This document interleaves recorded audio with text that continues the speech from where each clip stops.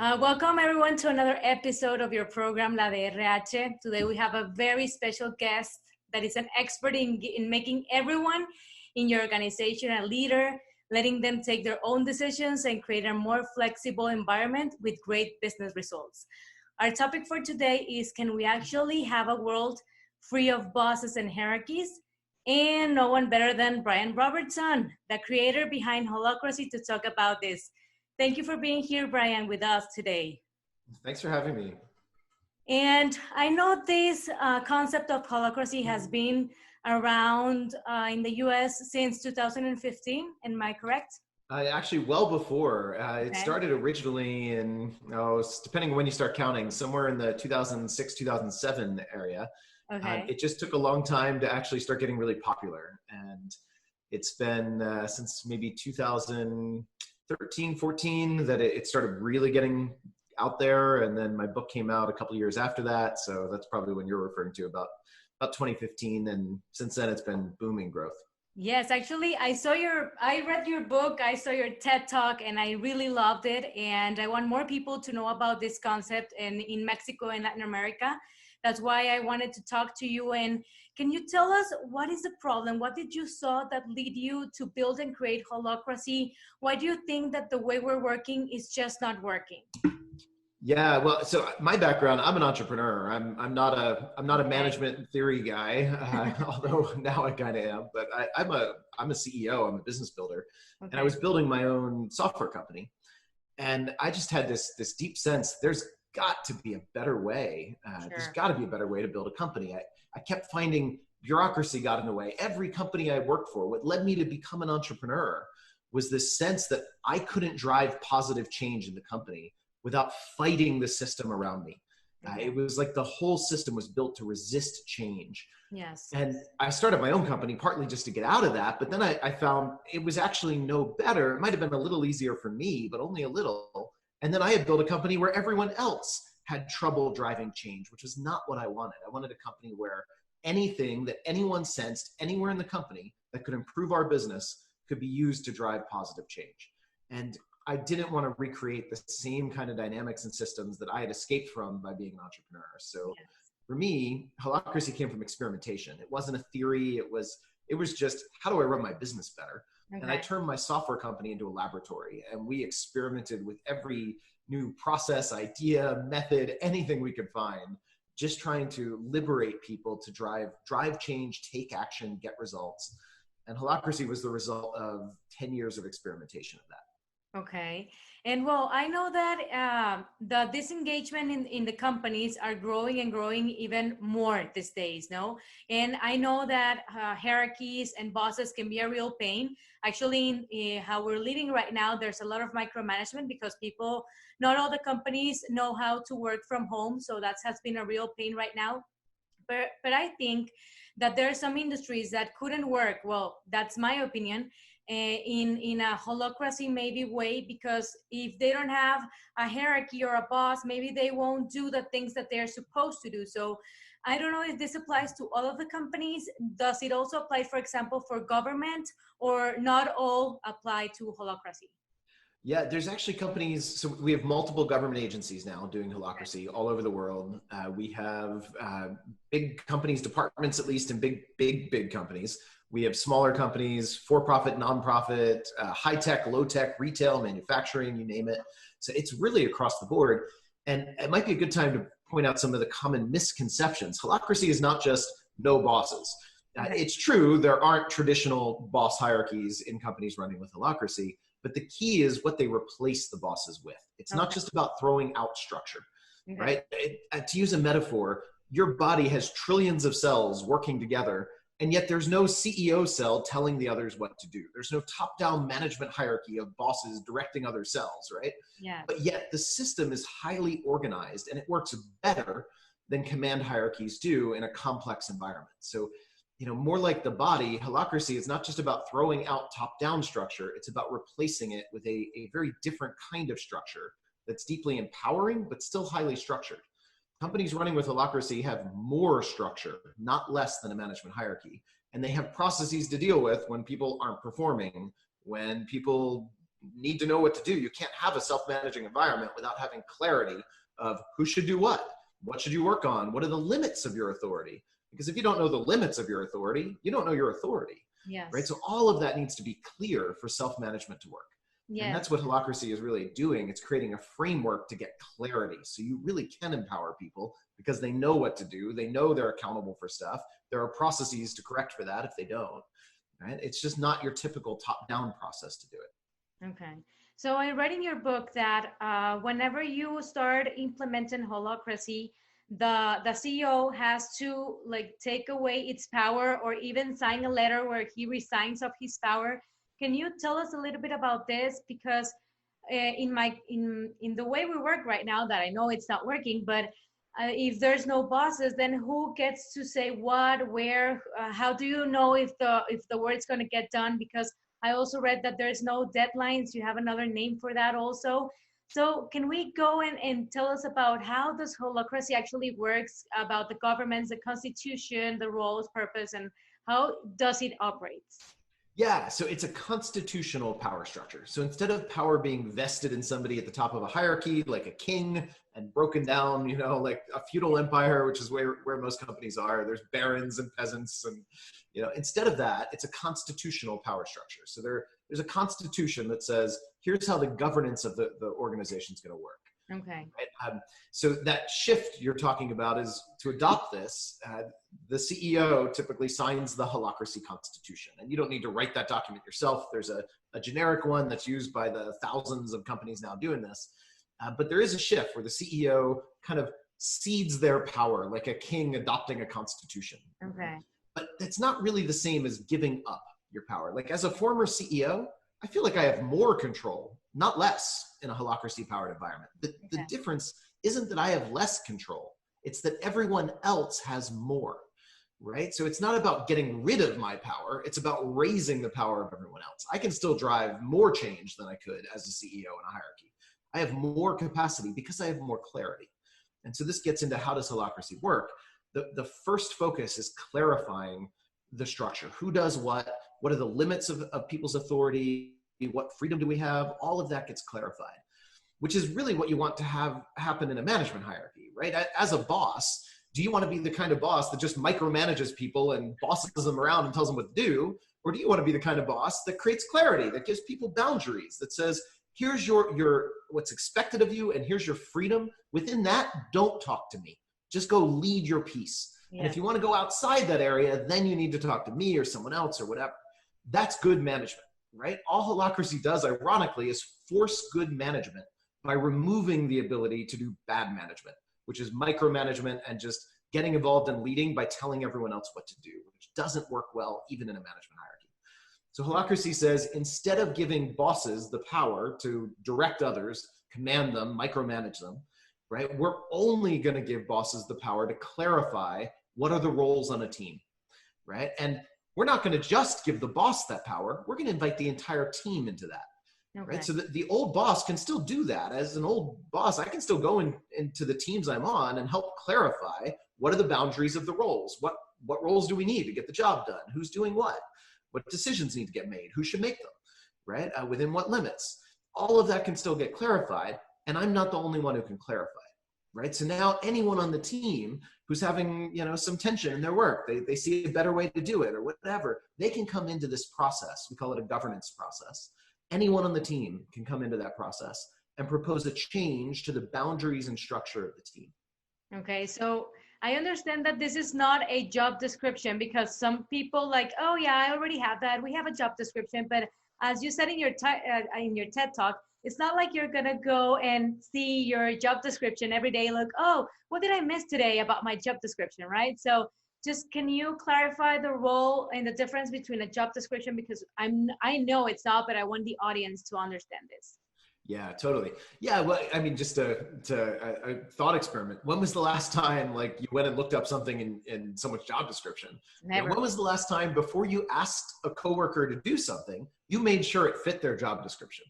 But people don't do that because the job descriptions aren't real. The stuff you do isn't reflected in your job description. They're written one time up front and then ignored. Yes. With Holacracy, there is clarity. You've got these roles, but a role it's not your entire job. I fill 20 some roles in my company.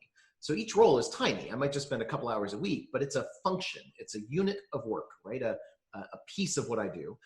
And the roles aren't just defined once up front and then ignored. They're the output of our regular governance process, or the team learning together. So every once or twice a month, each team comes together, not just the top team, every team in the organization comes together. In that team, everyone on the team's invited for a governance meeting where anyone can propose a change to the roles on the team, right? And then there's a process there to make sure everyone has some voice. We're not searching for consensus. It's a pretty efficient process for making decisions. And on that team, we can update any of those roles. So that keeps them real, right? People do go reference things. I actually just did right before this meeting. I was asking a colleague something, and I stopped and I checked, right? We have a software tool that tracks all this. You can see everyone's roles. And I checked, wait, which role is really accountable for this? And I found out in about 30 seconds, something that it's in a team I don't normally work on, but I have this transparency. I can see how my entire company is structured. As a CEO, that's a former CEO, that's kind of my dream, right? I could never do that in a management hierarchy. I couldn't go find in 30 seconds exactly how my entire company was structured. But I can with Holacracy, because those descriptions, those role descriptions, they're not just irrelevant documents anymore. They're actual outputs of our learning process on every team, and they're updated every couple of weeks in this governance process. So they're evolving. The whole team, the whole company is learning and evolving and updating its processes, its expectations, right? The clarity is just amazing. It's so much higher than I've ever seen in a management hierarchy.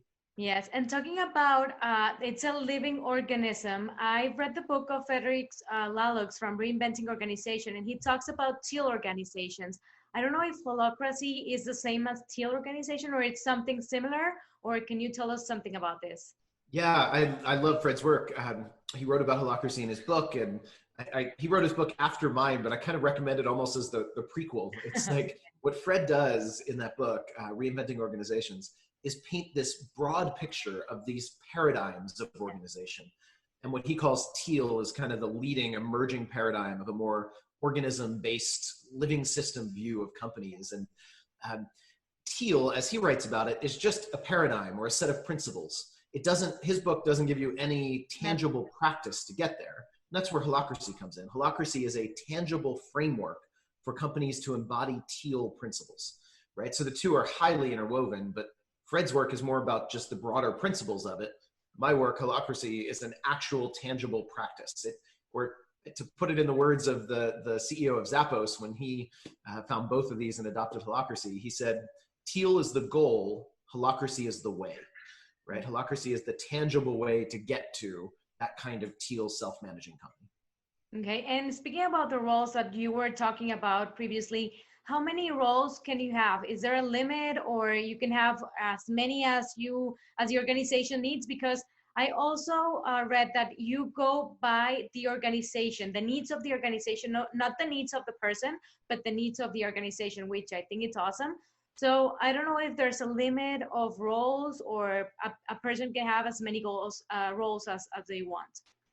Yeah, so I love what you're saying. Holacracy is really about organizing what work needs to get done to express a purpose. So it's a purpose-driven system. There's a purpose for the whole company. That breaks down. Every team has a purpose, and every role ultimately has a purpose. So everyone knows why, and it tracks all the way up to the broadest why of what are we doing for the world, right? And in that, it's not really about, we don't want to not define a role because somebody's overloaded and busy, right? I'd rather see that role clearly defined. This is needed for the purpose.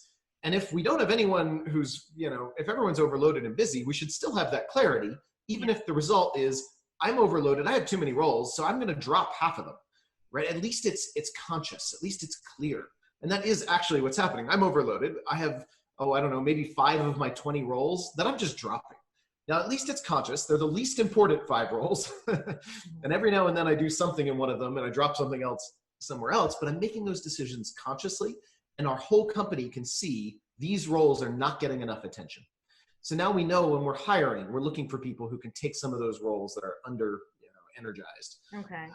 And yeah, it's one of the things I really appreciate about Holacracy. It's looking almost kind of ruthlessly of what's needed for the purpose. And then let's figure out what we can do with our available resources. And the reality might be we can't do everything, but at least we can see that, hold that pain, and consciously decide what to do with it. Okay, and for example, in the roles, is there someone that has the power to fire or to hire people, or how does that work? Who decides who comes in the company and who goes out the company? Yeah, so every company does this a little differently that's doing Holacracy. There's no one universal answer in Holacracy. What Holacracy does is give you a framework for changing whatever your answer to that question is. So let me turn the question around. In your company, if you have some tension, have you ever felt tension about the way you hire, fire, budget, pay people, Sure. Any of those things? If the answer is yes, do you have a clear meta process that you can go to update and evolve your tangible process for hiring, firing, budgeting, compensation, whatever? The goal of Holacracy is not to give you the perfect hiring, firing, budgeting, compensation, whatever process. It's to give you the meta process so that you can iterate and change and evolve all the others. And because you don't have bosses to rely on, you have to get more creative, which is I think, a really good thing. Even in a management hierarchy, do you really want to vest all power to fire or pay people on one person, the boss? Does that boss really have the complete picture of somebody's performance? Or can we do better than that even in a management hierarchy? And I think the answer is yes, and many management hierarchies do. They have a better process that involves a little bit more feedback from peers or whatever. And with Holacracy, you have to do that. You can't just say the boss is going to decide, because there is no boss. So what you can do is get creative, and some companies have a very simple answer. In one company we worked with, it was a small company, 20 people. And before Holacracy, the CEO just made all firing decisions. So they did the same thing in Holacracy. They created a role. They called the role the executioner. That was the name of the role. And they gave that role the autocratic power to fire anyone. And they assigned the former CEO into that role, right? So he still had the same power. But then in a governance meeting, a couple of months later, one of the HR kind of people noticed the cultural impact of people being afraid of that. So they proposed an update to that, right? So then they evolved their process, and they made a rule that actually 3 people had to fill that role, and at least 2 of them had to agree to make the decision, which created a little more safety for everyone, gave a little more transparency. Then later they evolved it further, and they defined a process to go through that involved getting feedback from the person's peers before making the decision. Okay.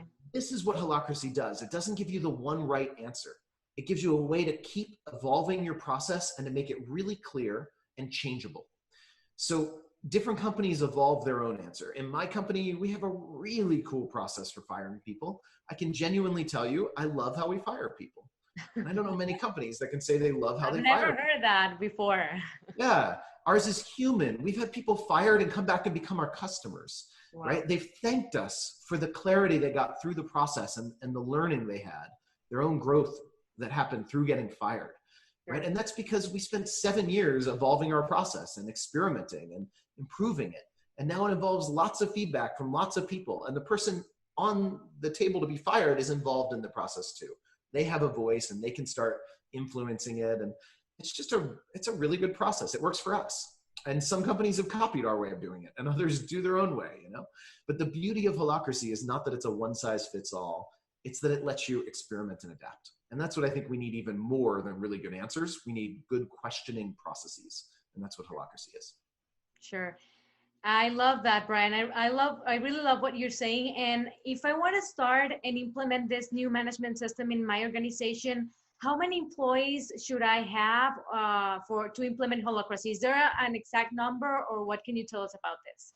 Yeah, so the smaller you are, the easier it's going to be, because it's a big change. You're changing the way people relate to power, the way they lead, the way they follow, right? It's a huge shift, and it's a very personal internal shift. People are used to either having a boss and getting some level of just deferring their power to somebody else, or they're used to being a boss and kind of leading often in a way that is maybe even unconscious, but it's often top down. Even the bosses that don't intend to be a dictator, often their team just defers power to them, and then they take it and they lead. And Holacracy changes the way on both sides of that massively. So the smaller you are, the easier the cultural change is. And it works all the way down to 3-person companies. There's plenty of 3-people companies. There's even 2-people companies doing it, although that almost starts feeling a little silly. But 3-person is really common. There's big companies doing it. There's thousands of people, in companies making the shift. It's just a massive change. Yes. So the smaller you are, the easier it is to start.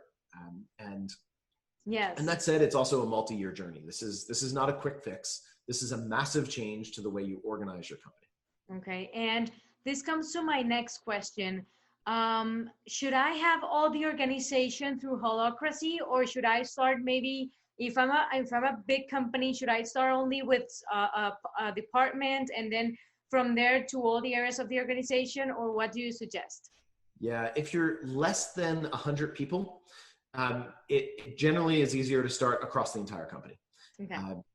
If you're more than 100 people, or maybe 150, there's some gray area in there, then you just can't. It's not practical to start across the whole company at once. So you need to choose a department, or, often what we suggest is find a team, and then the department around that team, and then the executive team around that, or whatever. So you have kind of a slice through the management hierarchy. Start there and use that as your kind of practice ground to get good at it. And then from there, start spreading it to others. And we've done that in some very large companies and seen it spread, and it takes longer. It's a big change, but it tends to work better than trying to do everything all at once you're over about 100 employees. Yes, because maybe the board of directors or the C-suite is not really convinced that they should change to Holacracy, and maybe someone is hearing us, it's a manager or the director of a team. Maybe they can start with their team first and then see how it works, and then they can bring this project to upper levels, to the board of directors or to the C-suite, right? Yeah, absolutely. And we have that happening in several, companies with tens of thousands of employees, where they start in just one manager or director level person says, I'm going to do this in my area, my department. And they do, and they get good at it. And then it starts to spread, right? One of their neighboring departments that works closely with them sees them, gets curious, and it can spread that way as well. It's a hard journey, and it sometimes needs to be protected from the politics of the company around it. But it is possible. It's just difficult. Okay. And you mentioned earlier that there was this guy that they named the executor. And how do you get the names of the people filling the role? Does someone assign the name? Does the people, can they bring up their own name? Or how does this change also the way the organization is structured? Yeah, it's part of that governance process, and everyone on the team is invited to the governance for their team. Anyone can propose new roles. They can propose new expectations for roles. They can merge roles, split roles, propose new policies for the team. As part of all that, they get to name the roles. So anyone who's bringing a proposal to create a role proposes a name for it. And those will change over time. And it often results, you see the personality of the team. Some teams have really fun role names that are silly and whimsical, and other teams are very serious with their role names, and it's fine across the board. It just lets the team kind of express some of its personality. Okay, so I'm gonna give you a very tough question. Do you think a country like Mexico can adopt a method like Holacracy? Yeah, so interesting. The whole Latin America region is where we're seeing almost the most growth at this point, or at least the most recent growth, I should say. We saw almost no interest from there in the many first years of Holacracy being out until about a year or two ago. And then the interest just started growing massively. So something is either shifted, or maybe it's just gotten down there. But now, I've been to Guatemala and Colombia, Mexico, doing talks and working with organizations. We've seen more interest, more people from those regions in our trainings. So that whole region in South America as well seems to be one of the kind of newer hot zones of interest. And what I've found is often in any given culture, there's certain pieces of Holacracy that are just easy and natural. And there are other pieces that are really challenging, and they're different in different cultures. I don't think it's overall easier or harder in different places much, but there are different challenges. And I'm not sure what the challenges for Mexico will be, but I'm sure there will be some. And my experience is it's usually the most challenging piece for a culture that is most needed. right? So in some of the Latin America cultures I've worked in, it's often the governance meeting process is really disciplined, and there's a focus on giving people space to speak and getting really clear on listening and not just like talking all over each other and all that. And that's often more of a challenge in the Latin cultures than it is in like European cultures, for example, or non-Latin ones. So I'm noticing that. I don't know what other challenges you guys might run into, but often it's the challenges that are hitting because they're so important. They're also the limits. Okay. We'll see. Okay. And talking about that and the expectations that a company can have with Holacracy, how can you guarantee that there is an alignment with the goals and direction of the company, and not everyone just doing what they want? Are there, we said that there was no deadlines, but how do you get this done in Holacracy when you are in these meetings that you do that I think there's 2 meetings, right? And how do you get things done? Yeah, so one thing to say, there are certainly still deadlines in that the world has deadlines, right? Holacracy doesn't change that. You still have clients that need things by certain dates, or events. My company hosts trainings, right? We have deadlines. We have trainings to put on. There's a date they have to happen, you know? So we have deadlines, but what Holacracy does is change how you manage to hit the deadlines. In most companies, we have what I call hope and blame management, where we kind of ask somebody to commit to a deadline, and then we hope they make it, and we prepare to blame them if they don't. And that doesn't actually help people hit deadlines. It just creates a culture of fear where people are chasing deadlines, and they're doing it to manage their reputation and their image, to look good by hitting their commitments, right? And that can work. It's better than nothing, but Holacracy gives you an even better way, which is let's get really conscious about our priorities. Instead of just giving deadlines and commitments to deadlines and then chasing them, right, for fear of looking bad, right? Let's get really clear with all the work the team needs to get done, and let's prioritize it consciously, and let's face the reality that sometimes some things aren't going to get done when somebody else wants them by, because they're not the most important thing to the business. So the goal of Holacracy is stop chasing commitments and start getting conscious on priorities. So the focus is don't just give people commitments habitually, but look at your priorities and talk about your relative priorities, make that transparent, and give people estimates when they need them, right? But then constantly be revisiting based on the actual business priorities and have conversations about those. And there's a whole process for that we don't have time to get into in depth here, but what it does is create more conscious prioritization. And it shifts the culture of fear and blame. It forces people that have needs, that need deadlines and met, it forces them to get involved as a partner in talking about priorities.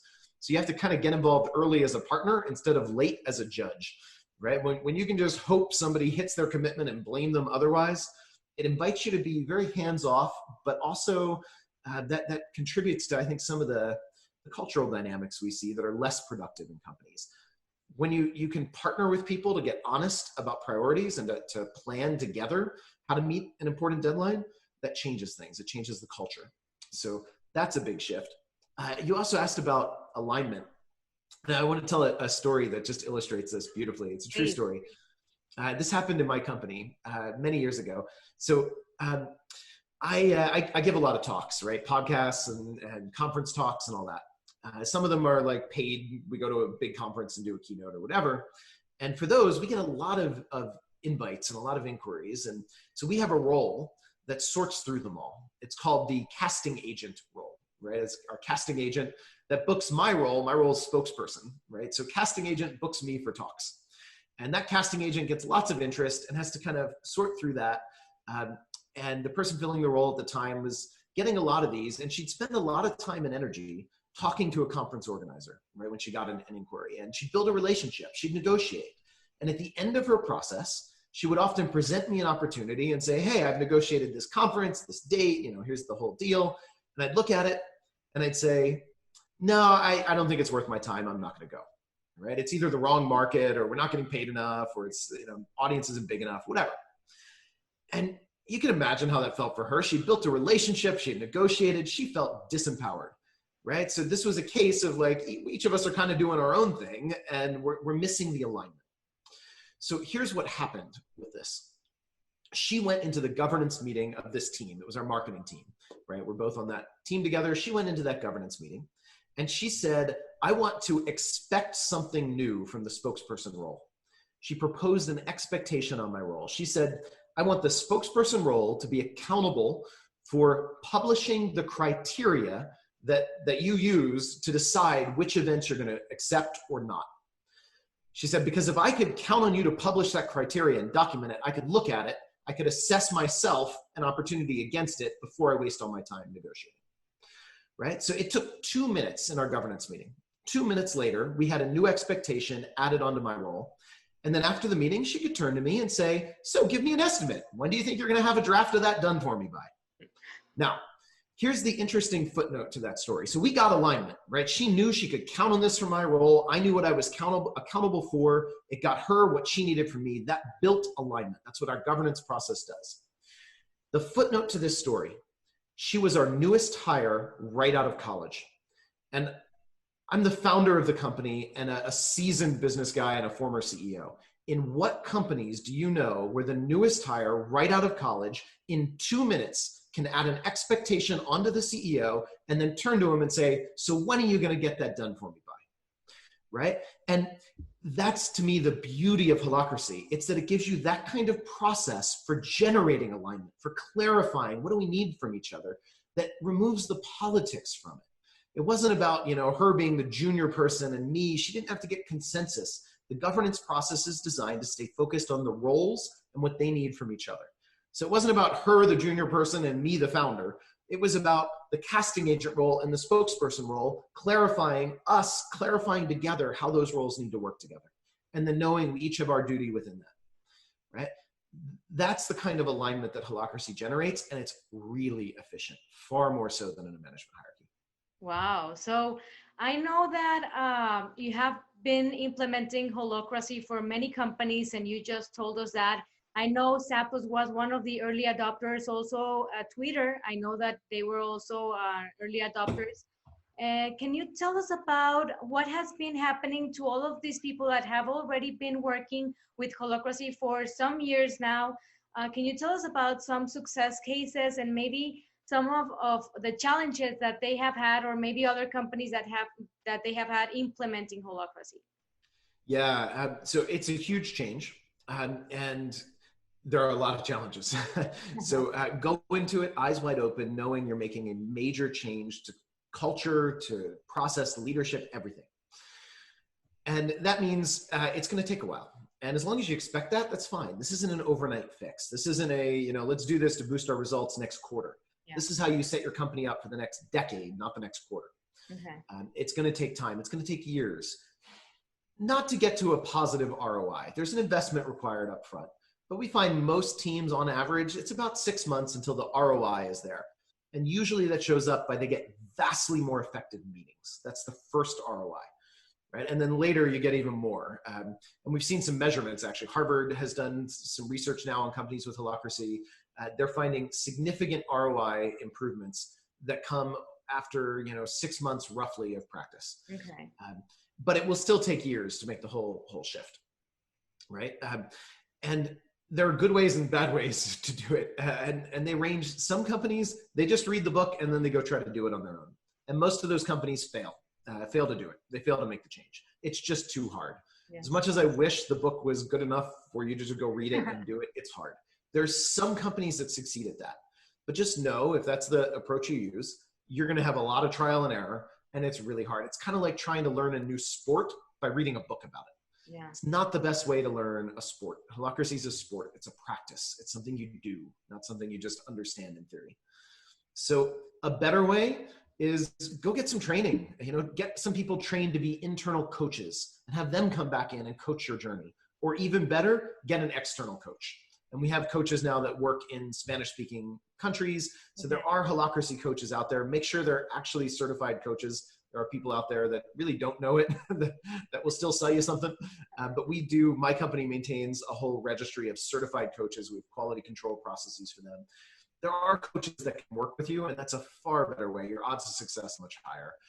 And somewhere in the middle is get some people trained to be internal coaches. Okay. Right. And then find a department, find a team. If you're a big company, or if you're a smaller company, great. Start with the top team and do across the whole company from there. you start by, there's a software tool you can use called Glassfrog that'll help you structure your team, hold all your structure. And you start learning this mostly by doing it. So once you have a coach or an internal person acting as coach or whatever, you start scheduling the new governance meeting process that Holacracy offers. And there's another meeting process, a tactical meeting, which is a more operational or execution oriented meeting. And you start by scheduling those and you do them. You adopt that Holacracy constitution, you schedule your meetings, you jump in, and you learn by doing. And then it's about habit change. And that software tool, Glassfrog, has a habit change program in there. It'll kind of give you tips and focus you on different habits to build your Holacracy skills and practice over time. And then you learn by doing, just like anything. You get out there and you start playing the game. Yeah, so it's, you have to be patient. You have to have hours of practice, like they say, right? So you can do it right. It's not a quick fix, like, oh, let me implement Holacracy and everything is going to start working as I want, or I'm going to change the culture. Let me put Holacracy and everything's going to be just fine. As you said, there's more rules with Holacracy, so we have to be very specific on how can we do this in a very ordered way, right? And yep, exactly. And tell us a little bit about the challenges that could be. I read them on your book, but I want you to tell us just like 2 or 3 challenges that may happen when you try to implement Holacracy without following the steps or without asking a certified consultant to help you with. Yeah, the most common one is just you fail to make the shift of power structure, right? You have old managers who know how to lead as a top-down manager. And as much as they might even want to support this, it's about changing habits, and it's easy to fall back on old habits. Like anyone knows who tried to change your eating habits or your exercise habits or whatever. It's hard to make habit change, right? And often it's best of intentions, but before you know it, you're just unconsciously falling back on old habits. And the same is true with the power structure of a company. So you'll see companies going through the motions. They'll start trying these meeting processes, but they don't really know what they're doing. They don't know how to sustain it. So then outside of the meetings, they fall right back into acting like managers. And it's on the other side too. It's not just the managers. Other people just defer power to their boss instead of owning and leading their roles. They start ignoring the things that come out of the governance process and just doing what they've habitually done. So it's so common to see people just habitually falling back to the old behaviors. And before they know it, the new thing seems irrelevant because they're not really doing it. And then sometimes you'll hear if they really don't know what they're doing, they'll say, well, Holacracy really doesn't work, when they actually never really did it in the first place. They just kept falling back to old behaviors. So that's part of the reason of having a coach, even if it's an internal trained coach, but it's somebody who gets the new method and the new habits and can help kind of constantly remind people, make them more conscious of their habits and help them figure out how to not just stop doing the old habits, but what to replace them with, what to do instead, right? As a business leader, you need to know how to get your results, right? And if you can't do it in the new way, you're going to just naturally do it the old way you know how. So the job of the coach is to help you figure out how to use the new tools of Holacracy to get your job done more effectively than you did before, right? Because if you can't get things done more effectively in this, it's not worth doing and you should throw it out, right? So the goal of that is to help you get things done more effectively. And that's where we see most of the failure. It's just slide back to old habits because that's what people know how to use to get results. Okay. Well, and Brian, can you tell us if you could describe the importance of using Holacracy in your organization in one word, what would it be? Oh, man. That's a tough one. If I have to boil it down to one word, empowerment to me. It's creating an empowering environment. And it's not the kind of empowerment where the boss empowers others, because that's not empowerment. If you need someone else to empower you, you are fundamentally not empowered.